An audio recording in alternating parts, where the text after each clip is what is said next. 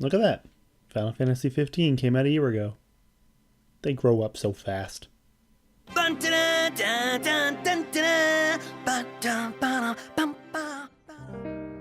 The second this video is released, it will be out of date. On the anniversary of Final Fantasy 15, Square announced a number of updates to the game which I feel changed the way I need to talk about it when doing a retrospective. My goal was to create a video that gives the most complete look at the game possible, but, well, Square had different plans. And that's great. I am excited for new content, but I have to introduce this with a caveat now because I had to record new parts to the video after I was basically finished in order to adjust their announcements. You may or may not be able to tell which parts are new based on how much bronchitis you can hear in my voice. November was a bit of a sick month for me. It's actually somewhat fitting that I have to do an extra introduction to the game because Final Fantasy 15 is kind of the game of caveats. It's impossible to talk about without a dozen qualifiers, like the gameplay is great, but, or the story is great, but, you get the idea. Chief among the caveats is the weight of expectation. If you didn't know, a lot of the gaming community had been waiting for over 10 years to play the game since its first announcement as Final Fantasy Versus 13 way back in 2006. I personally forgot about it entirely for a couple years, but as the last year before release ramped up, the anticipation grew again, and I wanted this game bad. I actually bought a PS4 just so I could play the thing. This is important to keep in mind because when you ask, is it worth it? You need to know that the response you're getting may be tempered by that wait time. Is it a disappointment after 10 years of waiting? Or are we overestimating it because we invested 10 years and want to feel like it was time well spent? Or money well spent? Shh, I have no regrets, I love you. It's frustrating that people will so easily fall into two different camps when the game falls somewhere in the middle. It's a great game, but not without flaws and the dozen or so caveats we will come to discuss. 1 year into the game, we can evaluate how it plays a bit deeper and figure out which mechanics work over time. So to answer your question, is it worth it? Your enjoyment of Final Fantasy 15 is going to depend largely on what you value as a gamer. If you're a fan of classic JRPG style and story, you may be disappointed, but if you like open world action games, this might be more up your alley. So what's working? Gameplay, gameplay, gameplay. In short, I had a blast playing Final Fantasy 15 when only considering the gameplay aspects. On a basic level, Final Fantasy 15 is an open world game full of story quests, side quests, hunts, dungeons, and all manner of other secrets. The game world feels huge, vibrant, and lived in. Some of the best parts of this game are the exploration, using your chocobo to comb through undiscovered areas and find new beasts to conquer, or just driving down the highway in your car. I still haven't seen everything on the map, and I think that's pretty awesome. There is an insane amount of content in this game that will keep you busy for dozens of hours easily. The open world has multiple towns, each with its own set of hunting missions and NPCs to give you special quests. In fairness, a lot of these quests boil down to find this thing or kill that beast, but that's pretty par for the course on a game of this size. One of the coolest things about the game is how it handles this content. Without getting into spoilers, it manages to keep all of the content available to you no matter how far into the story you get. You've probably played a game before that locks out certain optional content once you progress past a certain point or leave an area, but 15 doesn't do that. You have the ability to always return to even the very first area in the game, and as you clear old content, it only creates new content. It's a great solution to what I see as a common problem. The piece that keeps this whole thing interesting and fun is definitely the combat. If you're used to JRPGs having a classic turn-based style, this will be completely different for you. The battle system is all action-based, giving you free reign over your character on the battlefield. In battle, you play primarily as Noctis, and I say primarily because depending on when you watch this video, that may not be true anymore due to an upcoming update. We'll cover that more later, but for now, I'll talk about how Noctis works in battle. The highlight is his warp ability, which lets him teleport by throwing his sword. It's amazing to use, and I honestly can't remember the last time a signal technique made me feel so badass. Like, I kind of want this in every action game now. Just look at it. Look at it, he's zipping all over the battlefield. Weapons come in a couple classes, and each class feels surprisingly distinct. One-handed swords are quick attackers, allowing for the best combo options, while two-handed swords are slower but deal heavy damage, and pole arms are good for stabbing attacks. You can equip Noctis with 4 weapons and or spells at a time. You're usually best off incorporating a variety since every enemy has a weakness or resistance to at least one kind of weapon or spell. Personally, while I always had multiple things equipped, I never found much reason to not just use a heavy sword and light sword combo size style, unless the enemy weakness demanded a different strategy. You'll likely find your own preferred build. The magic system, meanwhile, only has 3 spells, Blizzard, Fire, and Thunder, which at first I thought would bother me due to a lack of depth, but you do have the ability to customize each spell. Sometimes you can maybe heal yourself while casting a spell, and in battle you throw your magic like a grenade so it affects a large area, which means you get to feel amazingly destructive. But also watch out for your allies because they love running right into the blast zone. Speaking of allies, as I mentioned before, up until now you could only play as Noctis during the core game. However, at the birthday presentation, Square announced an update that will introduce character swapping so you can change characters during battle.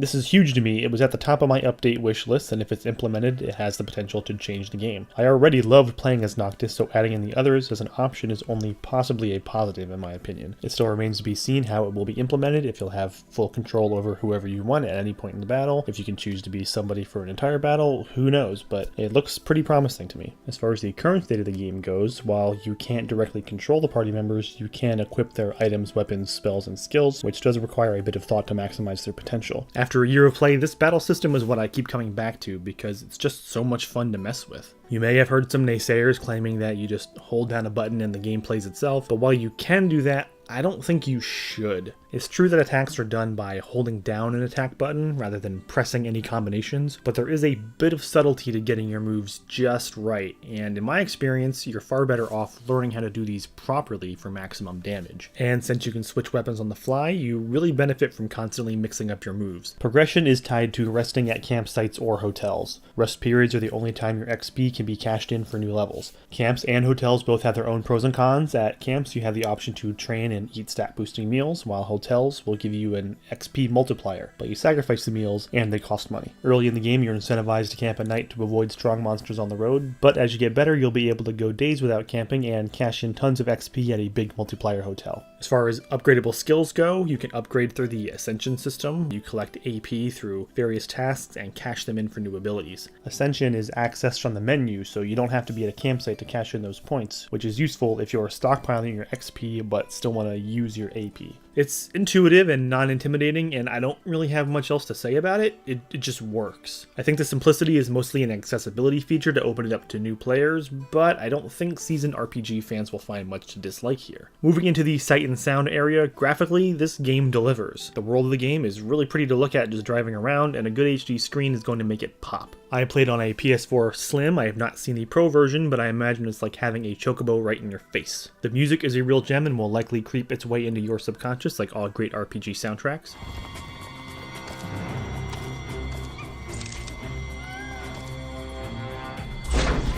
I'm going all out. Just don't get too carried away. Gotcha.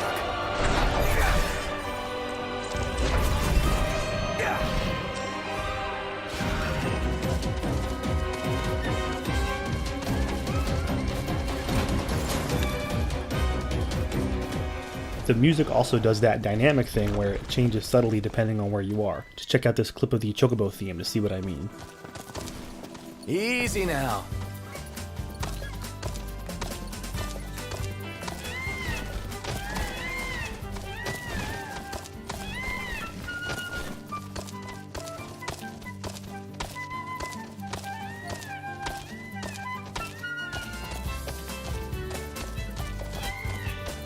The voice acting in Final Fantasy games is always a little contentious, but I actually like it in this game, at least for the main cast. I thought the car was supposed to move us. Wouldn't that be nice? Can it? Ready, steady. Push! The choice of voices doesn't always make sense, like Ignis being British for some reason, You can only go so far on the kindness of strangers. and Cindy's absurdly over-the-top southern drawl. Cindy, Sid's grease monkey granddaughter. That's supposed to be a southern accent, right? I guess it is. In addition to Final Fantasy XV's core game worthiness for revisiting, we need to take a brief moment to discuss the DLC and how it does or doesn't change things. So far we have 2 episodes of story content in which you play as previously unplayable teammates Gladiolus and Prompto. Gladio's DLC is short and very action-based, basically just a single dungeon you smash your way through to a boss. It's a fun little diversion, and Gladio himself plays well. I just wish there was a bit more of it. Episode Prompto is a bit more robust and controls like a third-person shooter. I had a lot of fun with this one because I never used guns in the main game, so being forced into the mechanic was actually a nice change of pace. The story is more involved this time and has a few spoilery sections that really stand out as great gameplay, but also well-done set pieces. A third DLC episode is on its way in December, so while it looks to be the largest and most important yet, I have no idea what the quality will actually be. And just released is Final Fantasy XV Comrades, a multiplayer mode. Comrades is on some level a watered-down version of the main game, but with the benefit of being multiplayer. It's a bit hard to talk about without discussing story spoilers because it takes place at a specific point in the single-player story, but there's a hub area you're working to restore, and you go on missions to beat monsters and hunt for resources. The core gameplay loop feels a lot like a standard mission structure, but interacting with other players mixes up the action enough to keep it fresh. You have the option of playing with humans or choosing to go solo, which I thought was neat. There's an element of single-player motivation to this multiplayer mode, and you don't see that much. It's still early days though. Square seemed to want this to feel like a growing MMO, but we'll see where it goes. As it stands, it's a fine addition, definitely room for improvement. Load times in particular are an issue, but they're an issue with the main game too. But it's good to see they actually put some hard work into what could have been a throwaway add-on. Square have also released a couple of free events like time quests and festivals. A time quest is essentially a special hunt you can only access during a specific period of time, usually a bit harder than your usual hunt, but offering better rewards. Festivals are exclusive events where you basically play mini games. You get to get some cool items from them, but they're kind of the least essential part of the game. On the negative side, I wish the dungeons were a bit more involved. The vast majority of them, at least the story dungeons, are similar cave-like structures where you're just pushing forward towards the boss. The couple dungeons that actually require thought stand out in comparison and make you wonder why they didn't just do them all that way. Yes, I've been avoiding this, so let's discuss the biggest elephant in the room. Final Fantasy XV launched as an unfinished game, at least on a story level. Even a full calendar year later, you could make the case that it's still unfinished, as vital story content is continually shoehorned into it. Being that JRPGs typically live or die by their stories, that's a pretty big component to feel incomplete. The overall story is cool in concept, but is something of a failure in its execution, and I think it's incredibly important to distinguish between Square's intentions and their execution. The game feels halfway between a more traditional cutscene-driven story and an explore the world to find the truth kind of story. This undefined storytelling method is the main cause of the problem. Pacing of the story is inconsistent, so sometimes you'll have an entire chapter that's a single mission, while other times you feel like it takes you hours to get to the next story beat. And that's when you can get through a section without feeling like something important is completely missing. As non-spoilery as possible, you start on your way to get married, but then your home city is attacked and the whole trip is derailed. Now your mission is to take back your kingdom, except that nobody seems overly concerned about it. You start the super important mission to collect the weapons of like 13 previous kings, but after getting maybe only 3 of them, you're suddenly told you have to earn the blessing of the gods instead. This is where the story really went off the rails for me. In the moment, the change in objective is jarring and confusing, and you never return to getting the weapons of the kings. You can get the other weapons if you want to, but the story no longer requires it, which just goes to show how the game wants to leave those optional discoverable story beats on the table while simultaneously telling a linear narrative. It just doesn't work. I don't want it to sound like I think the story is irredeemable. I don't think it's even bad as a story. I've read the lore and seen the new cutscenes, and I understand the story. Done properly, I think it could have been one of my favorite stories in gaming. It's just so cool on an idea level. Noctis is a unique protagonist on paper, and Arden is an incredible villain on paper, but you never quite get the full picture the story is trying to show you. It's a failure of story execution. Also, you may think, gasp, Arden is a spoiler, but look at the guy, look at him. He screams, I am the bad guy. Nobody should be surprised by this. You know what, I just need to talk about it. Skip ahead to the time on screen if you don't want to hear this. So the story underneath all this confusion is a crazy revenge tale about Arden killing the line of Noctis' family and plunging the world into darkness because the gods made him immortal and then turned their backs on him. And he wins! He manipulates 2 countries to war, creates a decade-long world of ruin, lets demons run free, and since Noctis has to sacrifice himself to defeat Arden, the dude even succeeds at Noctis' death. If you want to go even deeper, there's evidence to suggest that he wants you to kill him, because he's had centuries of painful life and he just wants it to end. He wins no matter what happens. What a cool character, but all of this is hidden under disjointed cutscenes and bad audio mixing. Seriously, some people have missed his whole "this is my plan" monologue because they couldn't hear it. You really need to read between the lines to understand the guy's motives, which to me is a major failure. When you end the game, you should at least understand what the stakes were. Okay, I feel better now.